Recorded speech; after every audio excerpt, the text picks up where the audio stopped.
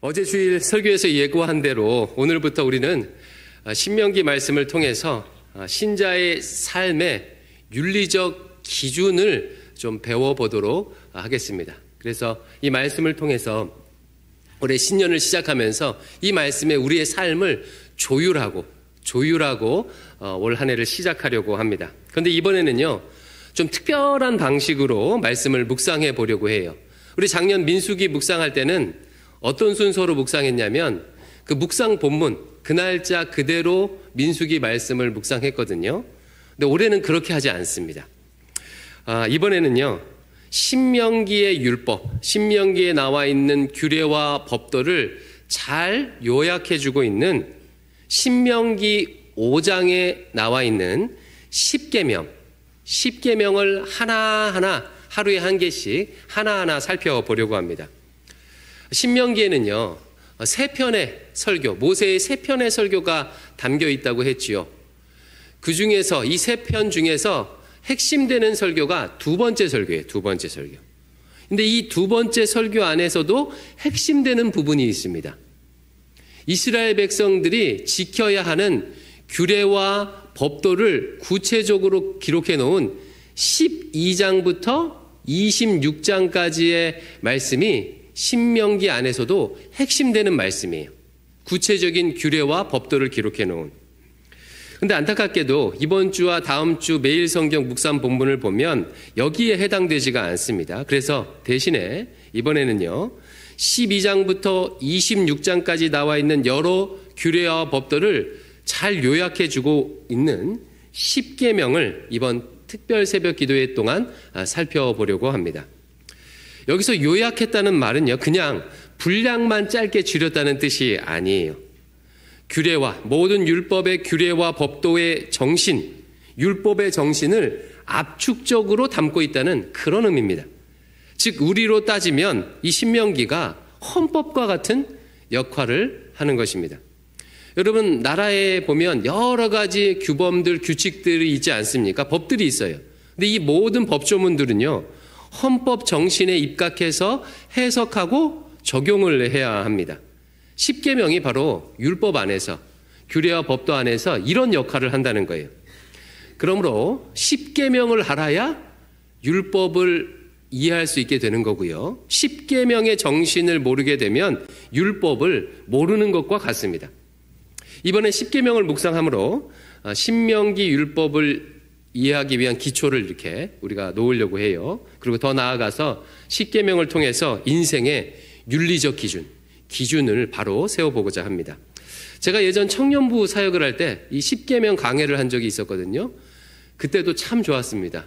저만 좋았는지 모르겠지만 참 좋았는데 이번에도 그러리라고 기대를 좀 해봅니다. 그래서 이번 2주 동안 좀 표현은 좀 그렇지만 내가 이번에 10계명을 좀 마스터 한번 해보겠다. 예, 뭐 한 번에 다 마스터할 수는 없겠지요. 하지만 어쨌든 10계명을 내가 이번에 잘 배우고 한번 띄워보겠다. 이런 마음으로 여러분 해주셨으면 좋겠어요. 이를 위해서 오늘은요, 먼저 10계명의 특징 4가지를 먼저 좀 배워보려고 합니다. 이 첫 번째 10계명의 특징은 뭐냐면 10계명은 신구약 성경 중에서도 유일하게 하나님께서 직접 기록하신 말씀이라는 특징을 가지고 있습니다. 여러분, 신구약 성경은요, 어떻게 쓰였지요? 하나님께서 직접 쓰셨습니까? 그렇지 않습니다. 하나님께서 인간 저자에게 영감을 주셔서, 성령의 영감을 주셔서 인간 저자로 하여금 쓰도록 하셨어요. 그런데 신구약 성경 31,102절 가운데 하나님께서 직접 기록해 주신, 직접 써주신 구절이 있습니다. 아니, 성경에 그런 부분이 있어? 예, 그런 부분이 있어요. 그것이 바로 10계명입니다. 신명기 4장 13절 말씀 한번 같이 읽어보겠습니다. 시작. 여호와께서 그의 언약을 너희에게 반포하시고 너희에게 지키라 명하셨으니 곧 10계명이며 두 돌판에 친히 쓰신 것이라. 친히 쓰신 것이라. 하나님께서 출애굽한 이스라엘을 시내산 앞으로 모으셨지요. 이때 모세를 시내산으로 불러서 두 돌판에다가 십계명을 직접 친히 하나님께서 기록을 해주셨어요. 여러분, 십계명이 얼마나 중요한지 가늠이 되십니까? 신구약 성경 모두 하나님의 말씀이지만 십계명은요, 그 중에서도 하나님께서 직접 친히 새겨주신 말씀입니다. 율법 중에 율법, 기준 중에 기준이 되는 것이 십계명입니다. 자, 그러면 퀴즈예요. OX 퀴즈인데 제가 말하는 다음의 문장이 맞으면 O, 틀리면 X입니다. 잘 들어보세요. 하나님이 십계명을 돌판에 새겨주실 때 두 개의 돌판, 즉 양쪽 면에다가 두 개의 면에 새겨주셨다. 맞으면 O, 틀리면 X. 예. 예, O입니까? X입니까? 예, 보통 어떻게 우리가 생각을 하냐면 두 개의 돌판이니까 양쪽 면에 새겨주셨다고 생각해요. 출애굽기 32장 15절을 같이 한번 읽어보겠습니다. 32장 15절 시작. 모세가 돌이켜 산에서 내려오는데 두 증거판이 그 손에 있고 그 판에 양면 이쪽 저쪽에 글자가 있으니. 어떻게 새겨주셨어요? 두 돌판이 있으면 돌판에 양면 이쪽 저쪽에 새겨주셨어요. 그러니까 두 개의 면입니까? 네 개의 면입니까? 네 개의 면이게, 네 개의 면에. 돌판의 양쪽, 이쪽, 저쪽에 새겨주셨습니다. 이처럼 십계명은요, 하나님께서 직접 새겨주신 아주 소중한 말씀이에요. 이게 첫 번째 특징입니다. 십계명의 두 번째 특징은요, 그래서 십계명은 구약 율법의 근본적인 정신이 되는 거예요. 아까 말씀드렸죠. 헌법과 같다고요. 이스라엘 백성들은요, 십계명을 독특한 방식으로 보관을 했는데 어디에다 넣어서 보관을 했을까요? 예, 언약궤, 법궤라고도 불리는 궤에다가 넣어서 보관을 했습니다. 여러분, 언약궤의 이름, 법궤의 이름을 한번 생각해 보십시오. 왜 그 궤를 언약궤, 법궤라고 불렀을까요? 그 안에 뭐가 들어가 있으니까? 예, 십계명이 들어가 있으니까. 언약의 상징인, 하나님과의 언약의 상징인 십계명이, 하나님의 율법을 요약해주고 있는 십계명이 그 안에 들어가 있으니까 언약궤, 법궤라고 그렇게 부르는 것입니다. 흔히들 신약 히브리서를 근거로 이 언약궤 안에 세 가지가 들어가 있을 것이라고 생각을 해요. 뭐죠? 십계명이 새겨진 돌판과 아론의 쌍난 지팡이와 만나가 든 항아리가 들어가 있을 거라고 생각을 하는데, 구약 성경을 근거로 하면 그렇지 않습니다. 출애굽기, 민수기, 열왕기상을 근거로 하면요, 언약궤 안에는요 십계명이 새겨진 돌판만 들어가 있어요. 나머지 두 가지는 그 지성소 안에서 언약궤 앞에 놓여져 있다고 그렇게 기록하고 있어요. 이스라엘은 이 언약궤를 두 가지 용도로 사용을 했어요. 첫 번째, 행군을 하거나 전쟁을 할 때 언제나 언약궤를 항상 가장 앞세웠습니다. 즉 십계명을 앞세우고 행진을 하거나 십계명을 앞세우고 전쟁을 치른 거예요. 여러분, 무슨 의미겠습니까? 하나님의 말씀에 따라 행진하고 하나님의 말씀에 따라 전쟁을 치르겠다, 이런 뜻이지요. 좁혀서 말하면 십계명의 정신으로 행진하고 십계명의 정신으로 전쟁을 치르겠다, 이런 의미를 담고 있는 거예요. 언약궤의 두 번째 용도는 이렇습니다. 평상시에는 이 언약궤를 성전, 성막 안에 있는 지성소 가장 가운데다가 언약궤를 놓았어요. 지성소 안에 두었습니다. 그리고 하나님께서 이 언약궤 위에 임재하시면서 이스라엘 백성들을 만나준다고 그렇게 여겼습니다. 여러분, 무슨 뜻이겠습니까?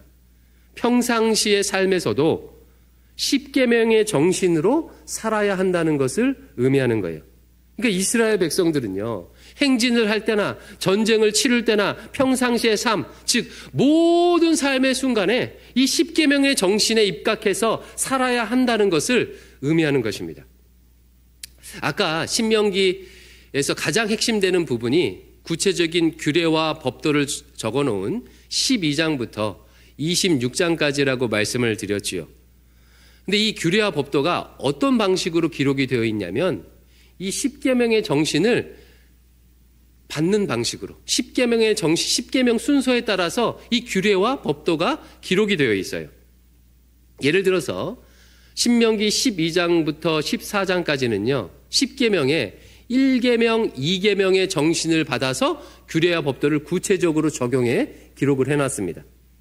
신명기 17장, 18장에 나온 규례와 법도들은 제5계명, 부모 공경의 계명인 제5계명의 정신을 받아서 17장, 18장에 구체적으로 규례와 법도로 그렇게 구체적으로 기록을 해놓은 거예요. 이처럼 10계명은요. 신명기에 나와 있는 규례와 법도의 근본 정신이라는 그런 특징을 가지고 있습니다. 이게 이제 두 번째 특징이에요. 10계명의 세 번째 특징은요. 뿐만 아니라 10계명은 신약을 사는 우리에게도 윤리적인 기준이 돼요. 자, 오늘 제가 그 준비물 두 가지가 필요하다고 했는데 하나가 성경책이었죠. 성경책을 한번 펼쳐보십시오. 성경책을 꺼내보시고 성경책 제일 겉표지 안쪽에 뭐가 있는지 제일 첫 번째 면이죠. 제일 겉표지 안쪽에 제일 첫 번째 면, 그러니까 한 장만 넘기시면 돼요. 겉표지만 딱 넘기면 빳빳한 그쪽에 뭐가 기록되어 있습니까? 주기도문하고 사도신경. 그렇게 안 되어 있는 성경 없죠. 그럼 제일 뒤에를 한번 펴보세요. 제일 뒷면. 제일 뒷면에는 뭐가 기록되어 있죠? 10계명이 기록되어 있어요.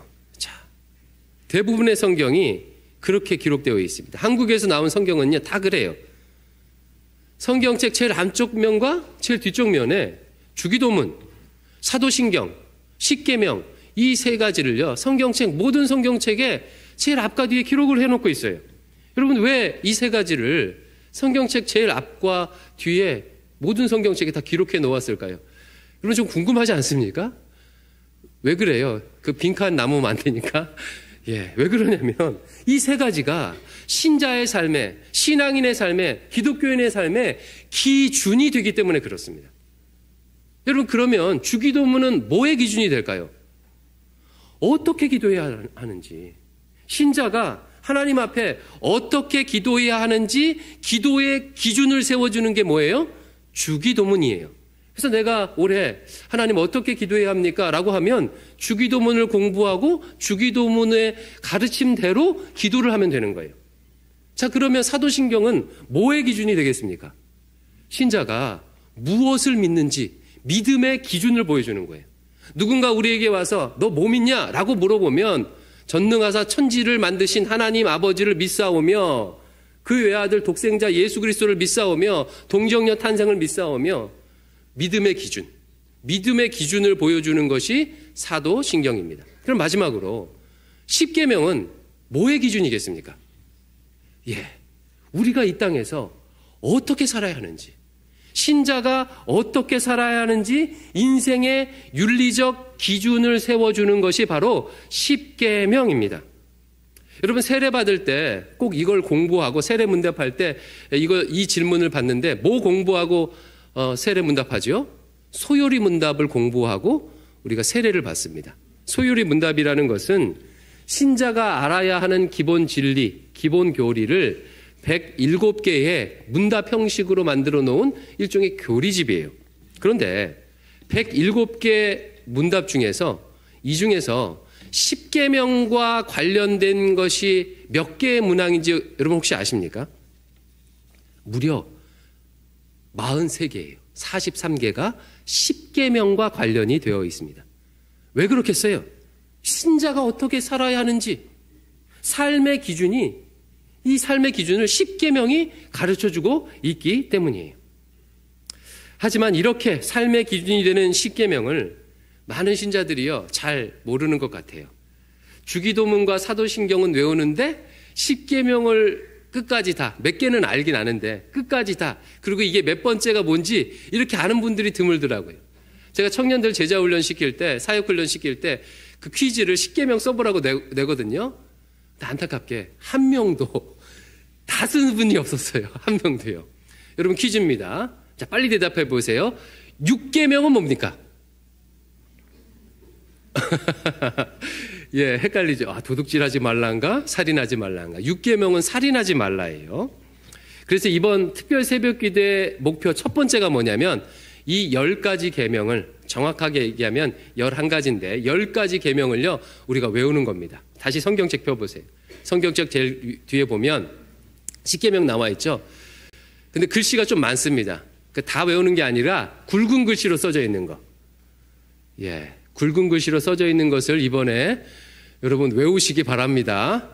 그래서 집에 돌아가셔서 가족들끼리 외웠냐 못 외웠냐 그래서 못 외웠으면 아침밥 먹지 마 뭐 이렇게 해서라도 여러분 한번 외우시기 바랍니다. 그런데 이 10계명을 외우는 것보다 더 중요한 게 있겠죠.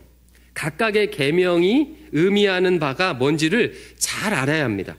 외우기만 하고 의미를 모른다면 아무 소용이 없지 않겠습니까? 아니 목사님 10계명의 의미를 모를 게 뭐가 있겠습니까? 6계명 살인하지 말라. 사람의 생명을 함부로 해치지 말라는 거 아닙니까?